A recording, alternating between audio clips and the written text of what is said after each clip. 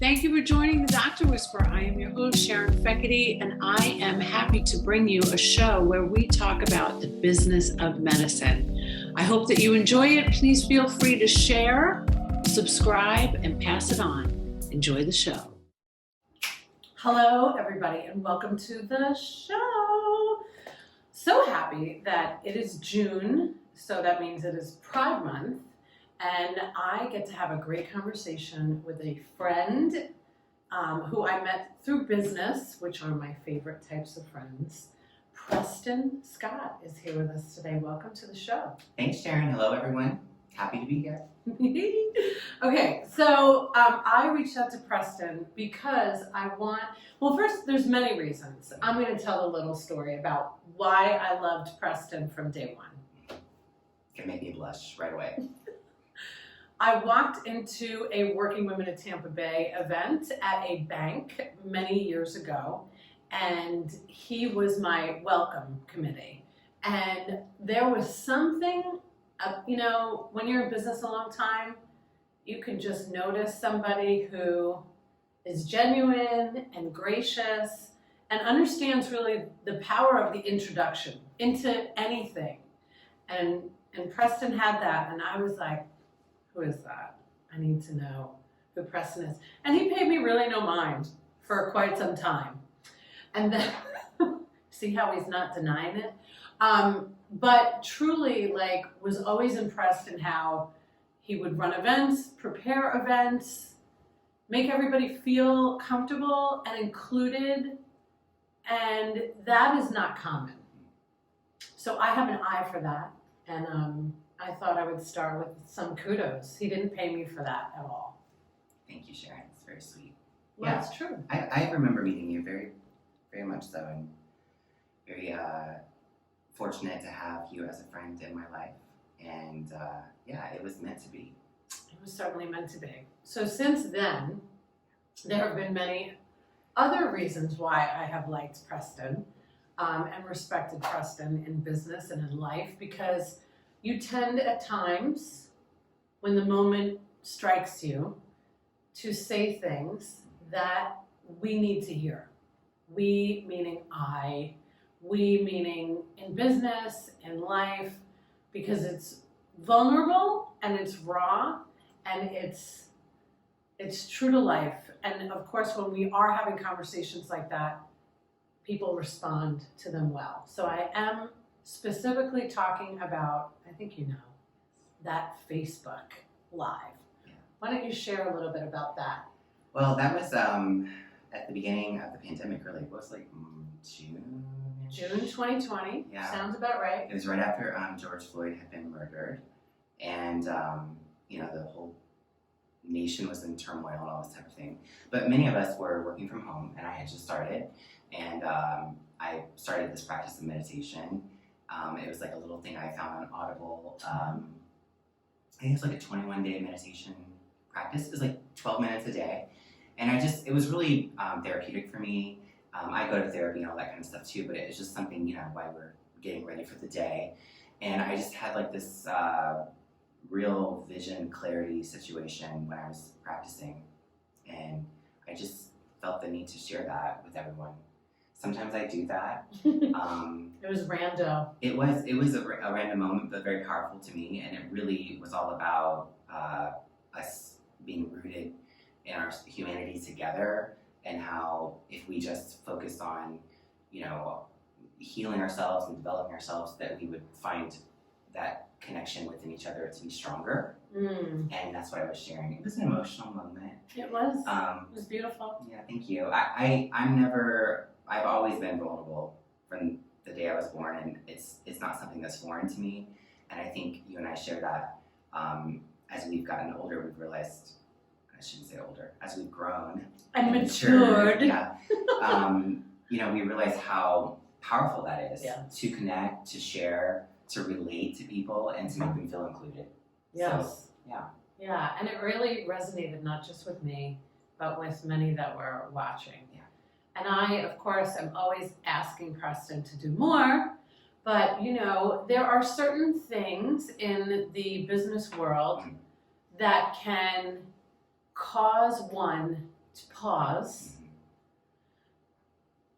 with fear, with understandable fear of being judged, being persecuted, being fired, being spoken to in a manner that doesn't necessarily relate to the message that you're trying to relay. So, especially during this month, I thought it was interesting that we would have a conversation during Pride Month. So I'm a very proud ally, and I have been for a long time.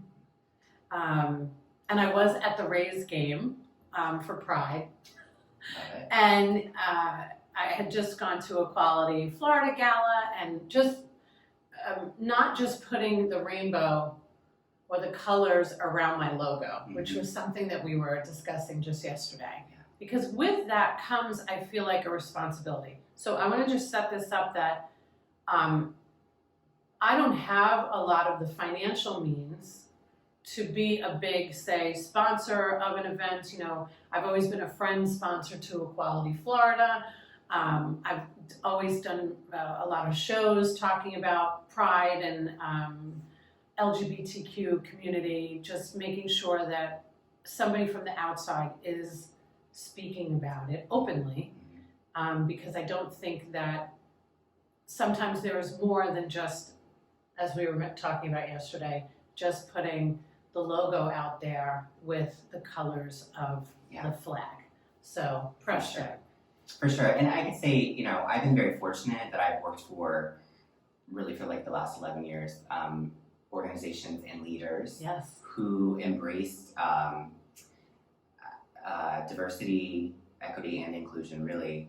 And, as a gay man myself, as a gay, black, biracial man, I have really I've faced diversity my entire life. I was thinking about that on the drive over here. Like, I've always been the different one.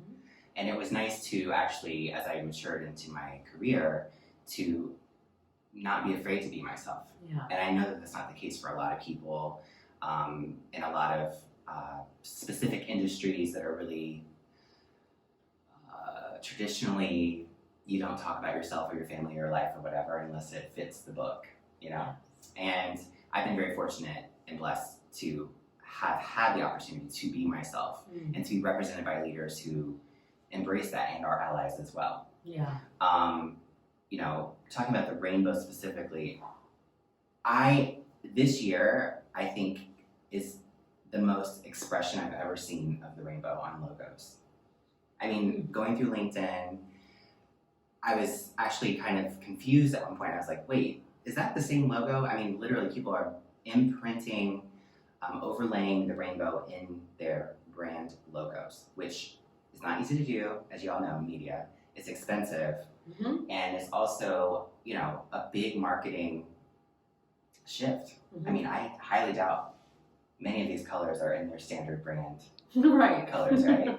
So for me, to speak on that, I think it's impressive, and I think it is great to see the progress that we've made in that area. I agree. People are paying attention to it, as we know, in our social media. It's also interesting. I think it could go either way, really. It's we all know advertising brings in new customers, new money to your business, that type of thing, recognition. And I would just hope that making all that effort into putting this rainbow in your logo is with good intention. Yeah, with good intention. Yeah. That is a good way to put it. And also, following through with some action, I think is really, really important. And some companies, like I mentioned, even for myself, it's not always about the financial support. There are many causes that I, as a business owner, am interested in, but there are only two that I'm really passionate about. I know that you know what they are, but it's definitely mental health and equality. So I won't shift that, although, and I've had many people, you don't care about cancer? Oh, listen, it's not, you don't care about Alzheimer's? Yes, I do actually. Absolutely. But I have to really stay focused on those two, because really and truly, those are the two areas where I feel like, especially in the corporate world, we really need to make some real changes, and not just mental wellness week. What did I say? Mental wellness? Mental wellness. Well, that's what it felt like for a minute. Freudian slip right there. It can be hellish sometimes. It right? can be. But really, more than just saying that we are going to have open dialogue and it's a safe space. How does that look? And then, the timing of when you did that video was a raw time. It really was. It was a raw, it's almost like I can feel it talking about it right now. And then you started to see a shift in, well, now we have to have diversity in our boardroom.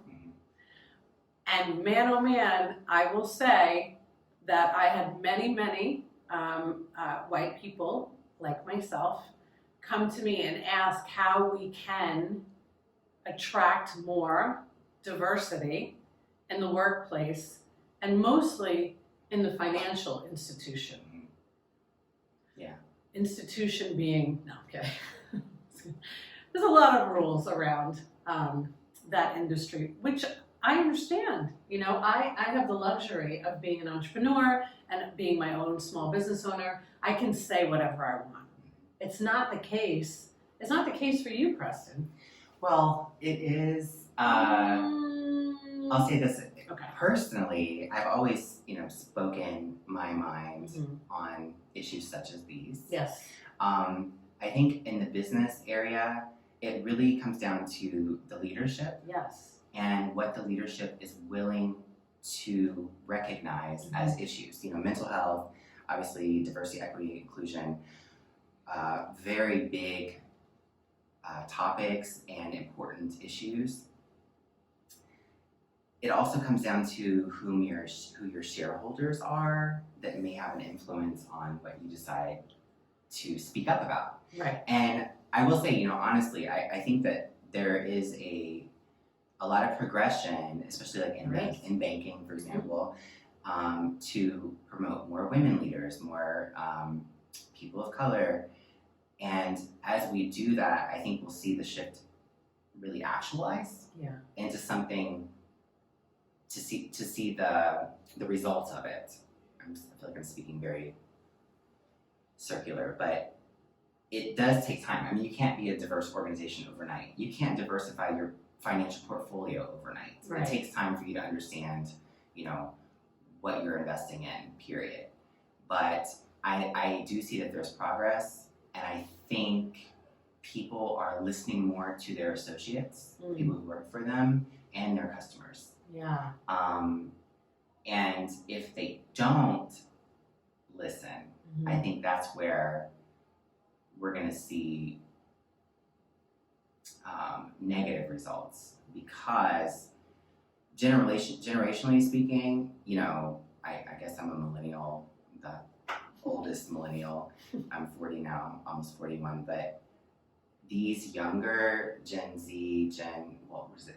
Gen Z, then Don't ask me, I'm old. whatever. My point is that I'm of the old generation.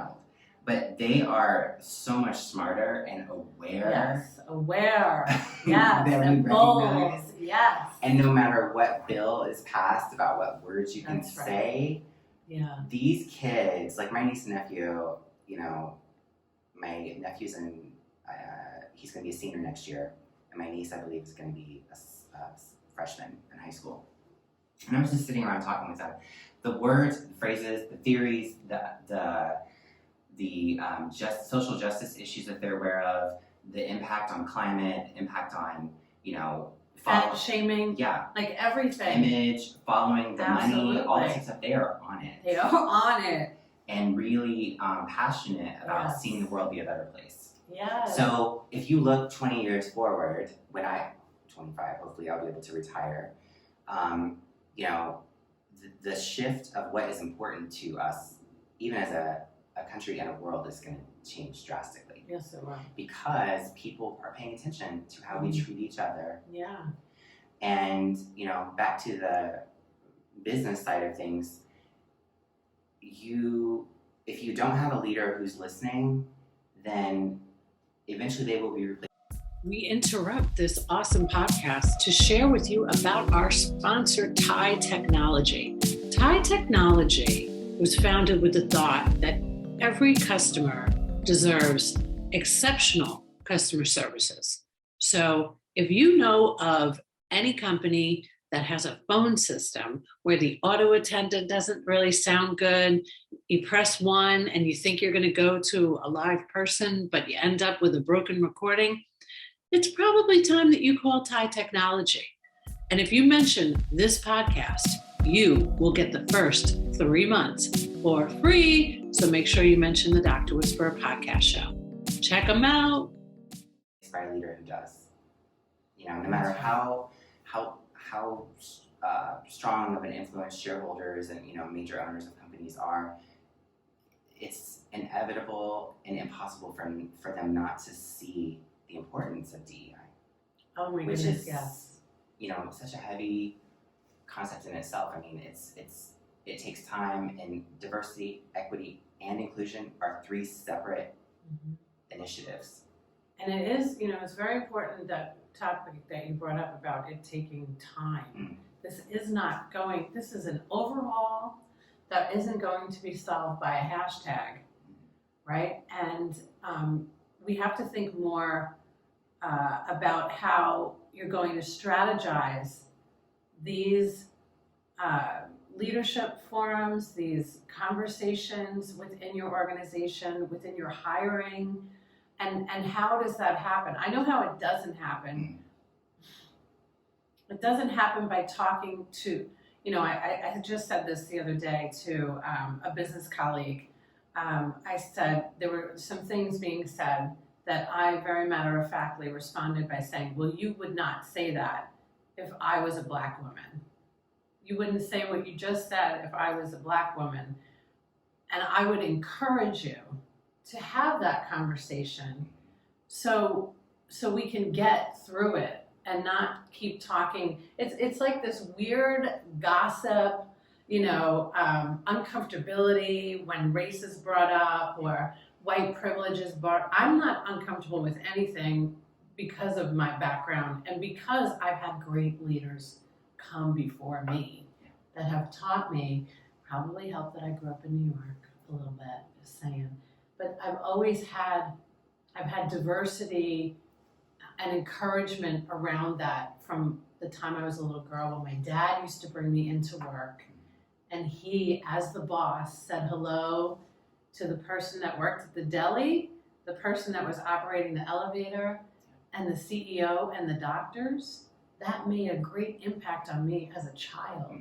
So these children coming up now, as you mentioned, have whatever anybody wants to say about social media, they have these wonderful forums and tools. I mean, I just found out today on TikTok that Victoria's Secret was owned by a man. Wow. I had no idea.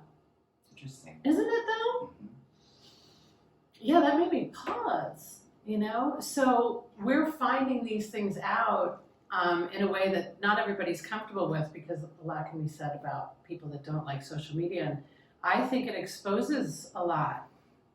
Yeah. Which is why we're in the place that we're in today. If there was no camera that day for George Floyd, you wouldn't have done that video. Right. It's an awareness, right? Yes. It's an awareness. It is an accountability factor. It is, my favorite question is why, and I like to have that conversation. Like, why is it that you don't have representation in your company, or why is it that certain issues are not addressed? It's beyond, like you mentioned, it's beyond just putting placeholders in place or hashtags or changing your logo. I think that's the whole point, right? It's more than this. It's more than this, and this is great. It is great. We're happy about the progress. It's beautiful, and a lot of progress, and then a lot of oh my God, what is happening? And a lot of work to do, and you just can't ignore it anymore. I think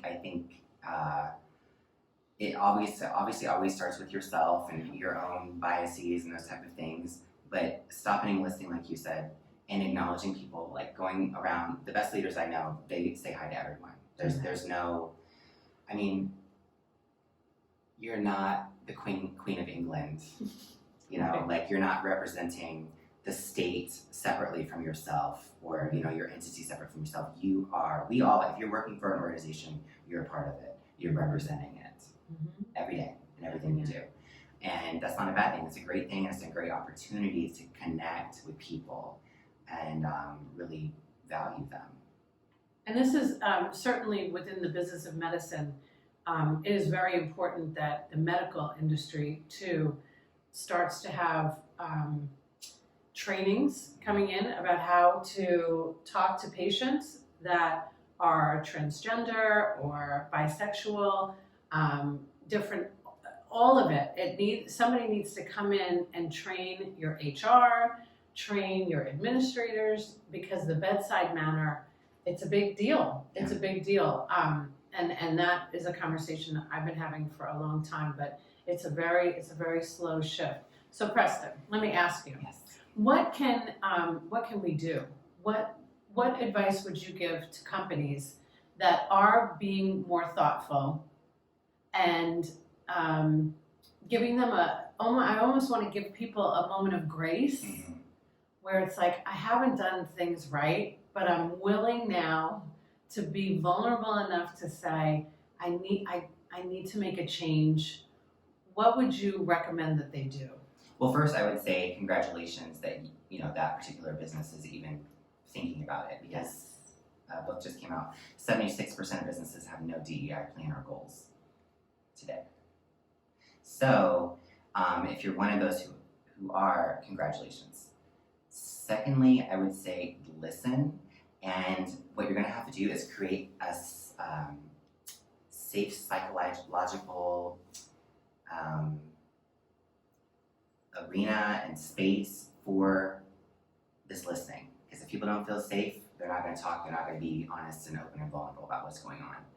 And allow people to come in your organization, to come to you and discuss how they feel about, do they feel like they belong here? I mean, that's probably a good way to start it, right? And then why not? And take the time. It takes time. I know executives are very busy. They've got a schedule planned out for the rest of the year with everything that's going on, but this is important. And I say executives need to be involved because there's such a different power in like them being in the room versus a representative of them. That's right. Because things get lost in translation. And they also have, hopefully, the experience of working with all kinds of different people throughout their life. And so they'll be able to, really highlight key points and things that we can start working on. Yeah. Can't work on everything at once, but start with, do your associates feel like they belong there? And then go from there. And then also your consumers obviously are an extension of that. They're the reason your customers, your clients, are the reason you exist as a business. So their input needs to be listened to as well. I think that's where I would start. And there's also simple, practical answers like the Dare to Lead podcast with Brene Brown is really phenomenal. And nobody would ever have to know that that's what you're listeing to. But there's really great data, right? There's great steps, like step-by-step procedures you can take. You could even have her organization come in. There are many people that are trained right here in Tampa Bay. Michelle Northrup is one that comes to mind. I'm trying to think of the name of her company. It's slipping my mind right now. But anyway, she was the one that taught me how important it was to understand the different generations in business too. It's all so important. So you have a responsibility as a leader in a business. 100%. And if people feel like they belong and they feel like they're being listened to and that it's a safe space for them to come forward, your business will thrive. I mean, it's so true. There's all the evidence to point to that. And to this day, if you're one of those 76% of it, which is shocking. It is shocking. Embarrassing. Yeah. More like it. If you're one of those businesses who isn't paying attention, you will eventually suffer in business because you're not paying attention to that. Yeah. Laverne Beatty is another one, yes, by the way. definitely My Laverne. goodness, we got to give a shout out to Laverne. Yay. Yeah. Brene Brown, her business, as I'm sure you know, they're on a hiatus right now. I'm so jealous and I'm so mad at her. I'm listening again. I decided to start at the beginning and listen again because she took 3 months. But it's so powerful what she did So because, powerful. all this time they've been really hitting the ground hard Yes. and bringing in all these guests and researching what it means to create a beautiful, successful workplace. And they finally all came back together Yeah. and realized, hey, we're not all okay right now. Yeah, we need a break. The pandemic, Mm. social justice issues, people getting laid off from their jobs because their jobs collapsed because of School supply shootings, issues, school shootings, suicides. definitely all those things. So they took a break and it was mandated. She's like, we're taking a break and then I'm also gonna give you some more flexibility in your workplace until we can figure this out, how to move forward. And it wasn't like this is the answer, but this is where we start. That is correct. It's beautiful. It is beautiful because the fact that we don't really know, right? I've been very candid with my very small company. Small and mighty. Small and mighty is right, but about flexibility and, if you're not okay, it's okay. And we encourage therapy, we talk about when we're going to therapy and how that was helpful. And just, it can't right now all be about work because there's so much going on globally with Ukraine and Russia, and it can be debilitating. So you starting with leaders, and I'm going to end it with leaders, that really is the key.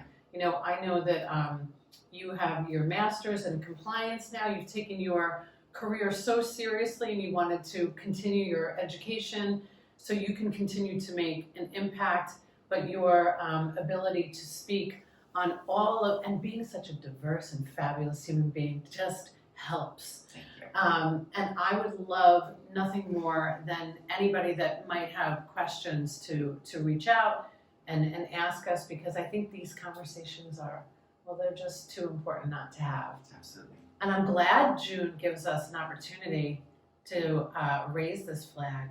But just like I feel like there doesn't need to be 1 month for mental health, there certainly needs to be more talk about pride and all things where people might be uncomfortable. For sure. And if I can say, Please. with the rainbow, I recently started reading Living Untethered by, is it Michael Sinclair. Sorry. The rainbow really is a representation of, and I'm not speaking on why this flag was created, but the reason we see color is because of spectrums of light. And what we see, the colors I see in you, the colors you see in me, are all representations of light reflecting off of the atoms that we are made out of. Isn't it so beautiful? It is beautiful. We're all made out of stardust. That's what this first few chapters of this book is talking about. And that really kind of sets the level for me that we as human beings, we're so fortunate to be here. And the importance of representing and remembering that we are all reflections of light. I think it's really powerful.